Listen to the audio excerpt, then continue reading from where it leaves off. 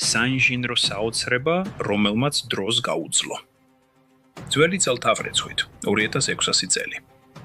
ფარაონმა ხეოფსმა გადაწყვიტა აეგო კიბე, რომელიც მას პირდაპირ ღმერთებთან აიყვანდა. სიკვდილის შემდეგ სიცოცხლის დასტური. ეს არ იყო მონების შრომა, როგორც ბევრს გონია. ეს იყო ერის საერთო ვალი. 100,000 ადამიანი, რომელიც თავის ღმერთ მეფეს ემსახურებოდა. როცა ნილოსი დიდდებოდა, ლოდები წყლით მოქონდათ. ბუნება და ადამიანი ერთად მუშაობდა მარადისობისთვის. ბორბალი ჯერ არ არსებობდა. ხოლო წყალი ქვიშის დასასვენებლად, თოკები, ხის სიგები და ადამიანის კოლოსალური ძალა. 2 მილიონი ქვის ბლოკი.